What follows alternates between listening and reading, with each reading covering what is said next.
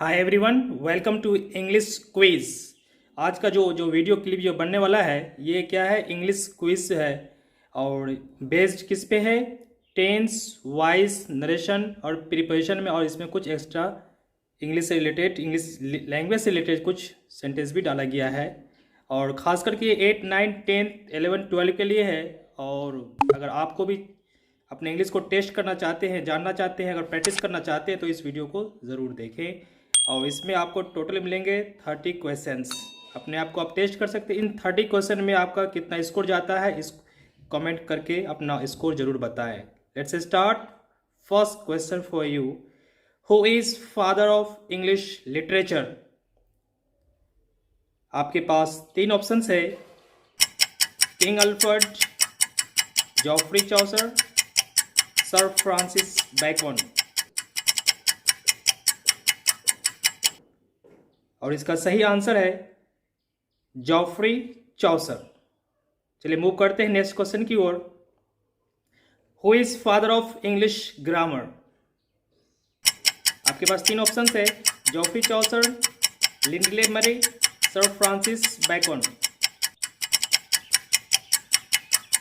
और इसका सही आंसर है लिंडले मरे। चलिए मूव करते हैं नेक्स्ट क्वेश्चन की ओर। How many vowels are there in English alphabet? How many vowels are there in English alphabet? आपके पास ऑप्शन है 5, 6, 7। और इसका सही आंसर है 5। You are right. Next question. How many vowel sound does English have? आपके पास ऑप्शन है 5, 10, 20। और इसका सही आंसर है 20। यहाँ पे वावेल साउंड की बात कही गई है। ठीक है, मैं इसे बता दूँ, इसमें प्योर वावेल कितना साउंड है? 12 है। और 8 इसमें से क्या आएगा? डिप्थोंग्स आएगा। डिप्थोंग्स क्या है? जब 2 वावेल साउंड को एक साथ क्लब कर दिया है तो उसे क्या कहते हैं? डिप्थोंग साउंड कहते हैं। ठीक है, और इसी 20 वावेल साउंड में आएगा। यहाँ साउंड की बात आ रही है। ठीक है, और इसी साउंड से आर्टिकल का यूज होता है, मैं जो आपको नेक्स्ट वीडियोस में बताऊंगा। Next question, how many consonant are there in English alphabet? आपके पास ऑप्शन है 12, 21, 24। और इसका सही आंसर है 21। You are right. Next question की ओर बढ़ते हैं। How many consonant sounds does English have? आपके पास ऑप्शन है 12, 24, 36। और इसका सही आंसर है 24। ये क्या है? कॉन्सोनेंट साउंड्स है। नेक्स्ट क्वेश्चन की ओर बढ़ते हैं। He does not dot dot to me, choose the correct verb. आपके पास ऑप्शन है टॉक्स, टॉक, और यह टॉक्ड। टेंस से रिलेटेड है ये।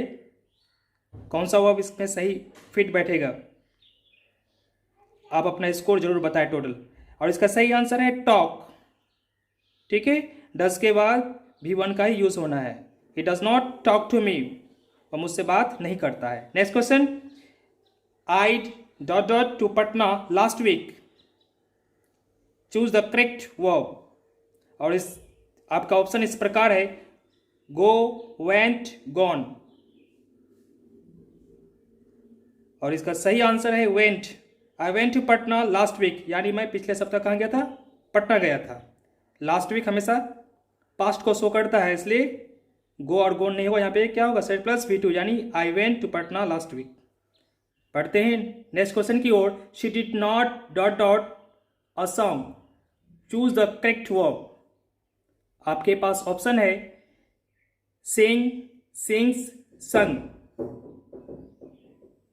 और इसका सही आंसर है सिंग, क्योंकि ये सिंपल पास्ट का नेगेटिव सेंटेंस है। डिड के बाद हमेशा V1 का यूज किया जाता है। और जिसको दिक्कत हो रही है टेंस में ऑब्जेक्ट सोल्व करने में, आप वो टेंस से रिलेटेड वीडियो देख सकते हैं।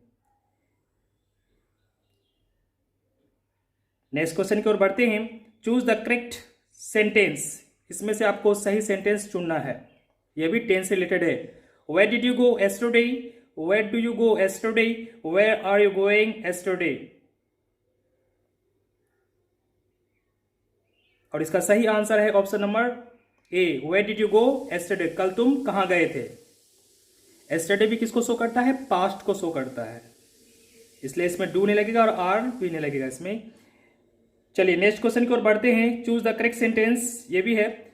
आई know what do you think, यानी मैं जानता हूं तुम क्या सोचते हो। नेक्स्ट क्या है, I know what you think, और तीसरा क्या है, I know what are you thinking.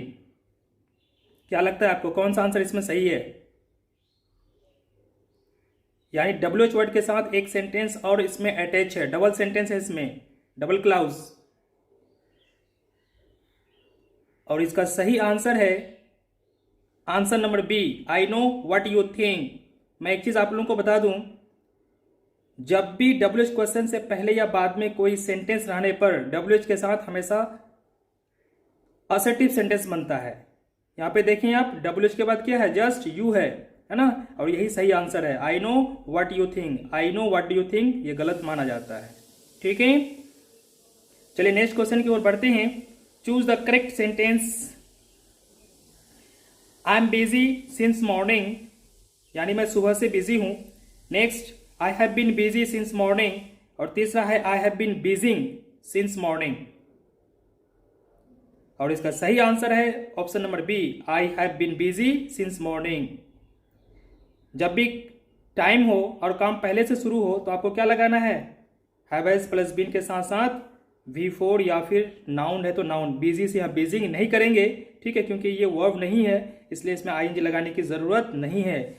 Simple जब सेंटेंस रहेगा, जैसे मैं बिजी हूं तो क्या बोलते हैं, आई एम बिजी। लेकिन यही चीज क्या है, मैं सुबह से बिजी हूं तो क्या हो जाएगा, I have been busy since morning. अगर रहता कि मैं 2 घंटे से बिजी हूं तो क्या होता, I have been busy for 2 hours. चलिए नेक्स्ट क्वेश्चन की ओर बढ़ते हैं। ही इज, इसमें भी क्या है, choose the correct sentence. He is ill for 2 days, he has been ailing for 2 days, he has been ill for 2 days।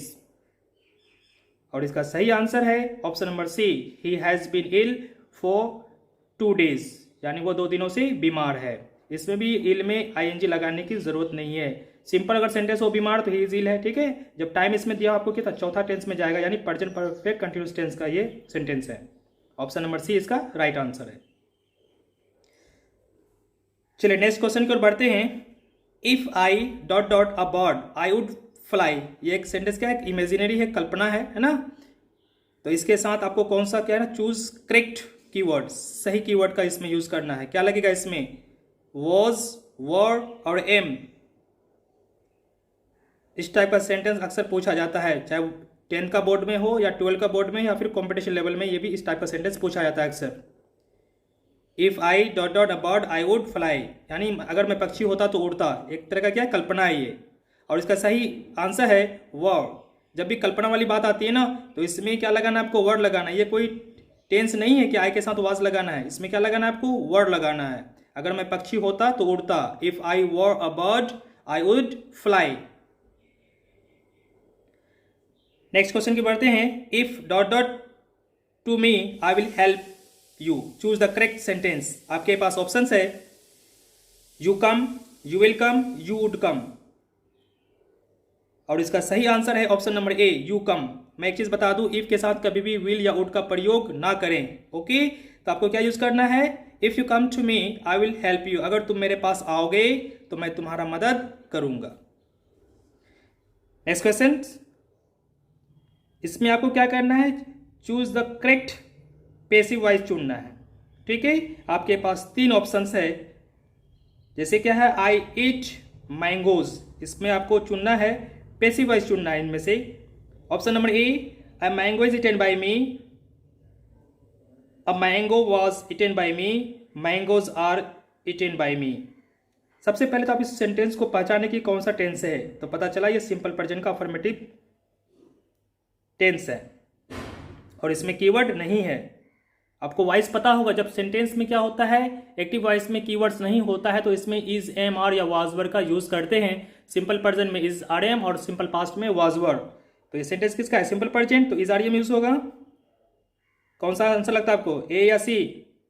मैं आपको बता दूं, इसका राइट आंसर है सी, मैंगोज आर इटेन बाय मी, क्योंकि यहाँ पे क्या है, आई इट मैंगोज है, इसलिए मैंगोज के साथ क्या लगेगा, आर लगेगा। ओके, चलिए बढ़ते हैं नेक्स्ट क्वेश्चन की ओर।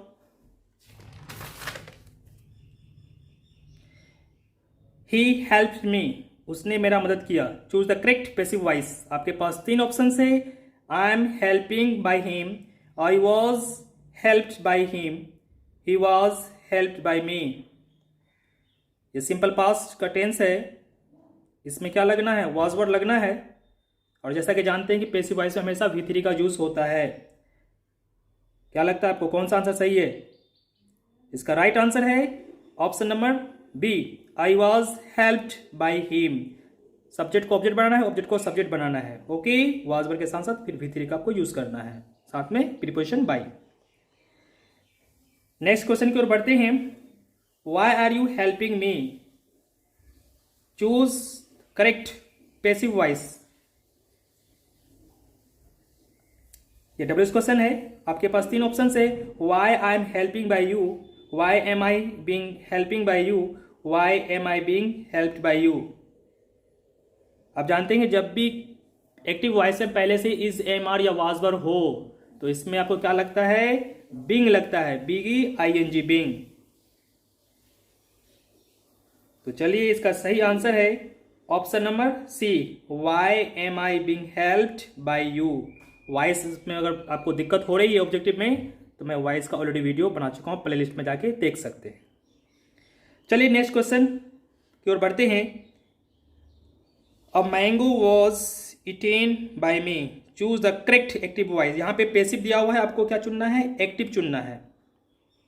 आपके पास 3 ऑप्शन है, I eat a mango, I was eating a mango, I ate a mango. पहचानने की कोशिश करें और सही एक्टिव वॉइस चुनें। 12th क्लास में अक्सर इस टाइप का क्वेश्चन पूछा जाता है, पैसिव देता है, एक्टिव चूज करने बोलता है। और इसका सही आंसर है I ate a mango, simple past, क्योंकि सिंपल पास्ट में क्या लगता है, वाज वर्ड लगता है। Got it. चलिए बढ़ते हैं नेक्स्ट क्वेश्चन की ओर। Has an application been written by you, choose the correct active voice. आपके पास 3 ऑप्शन है, you have been written an application, you had been written an application, have you written an application, have you written an application. मैं एक चीज बता दूं आप लोग को, एक्टिव वॉइस में कभी भी पहले से बिन नहीं होता है, क्योंकि जब ये पैसिव बनता है तभी क्या लगता है, बिन लगता है, BEEN बिन।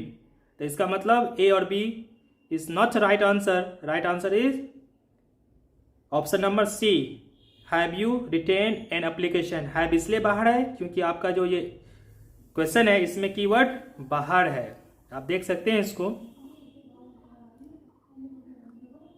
नेक्स्ट क्वेश्चन, ये नरेशन से रिलेटेड है। He said to me, I am your best friend. Choose the correct indirect speech. आपके पास 3 ऑप्शंस है। He told me that he is your best friend. He told me that he was your best friend. He told me that he was my best person. He told me that he was my best friend. आपको इसमें change of person के साथ साथ change of tenses में ध्यान देना है। और इसका राइट आंसर है he told me that he was my best friend, यानी option number C is the right answer.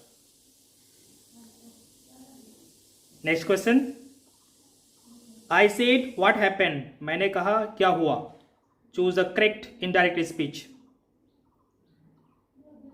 आपके पास 3 ऑप्शन है। I asked what is happening, I asked what was happening, I asked what had happened। और इसका right answer है option number C, I asked what had happened।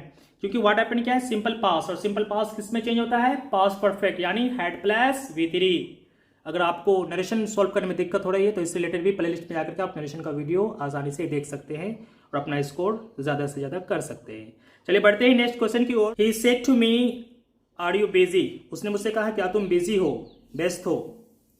Choose the correct indirect speech. He told me that I am busy. He asked me if I am busy. He asked me if I was busy.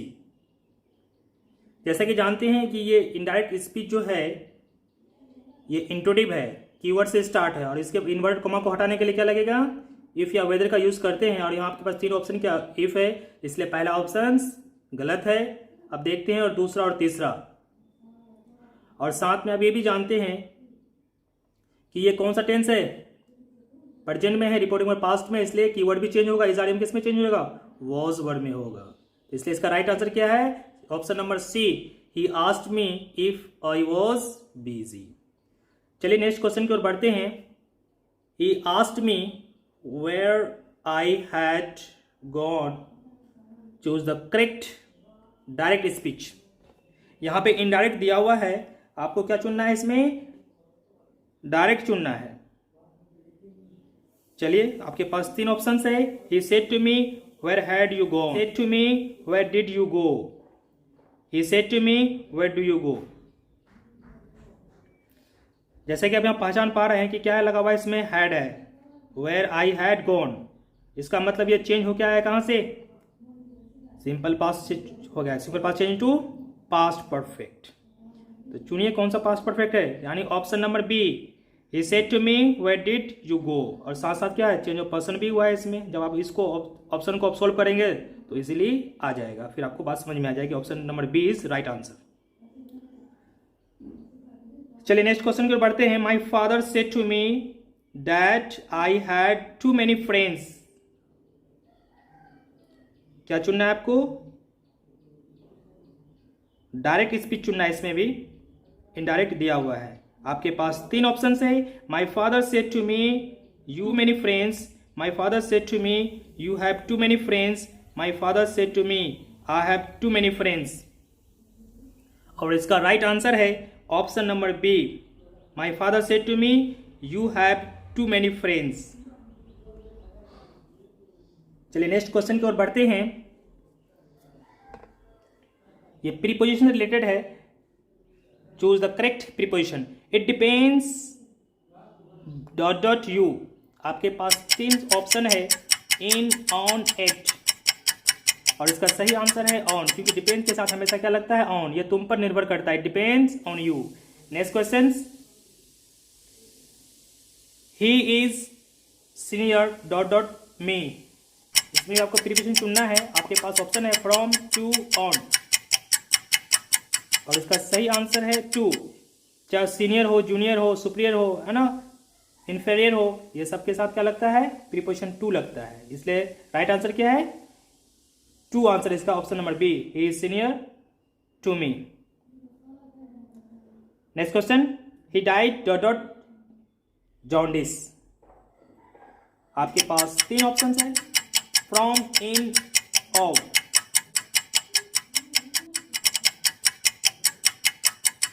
और इसका right answer है of. मैं एक चीज आपको बता दूं, जब भी कोई इंसान बीमारी की वजह से मरता है तो आपको क्या लगाना है, ऑफ का यूज करना है, क्योंकि जॉन्डिस क्या एक बीमारी का नाम है, ओके, जिसको क्या बोलते हैं, पीलिया। इसलिए क्या होगा, he died of fever, he died of jaundice, कुछ भी, है ना।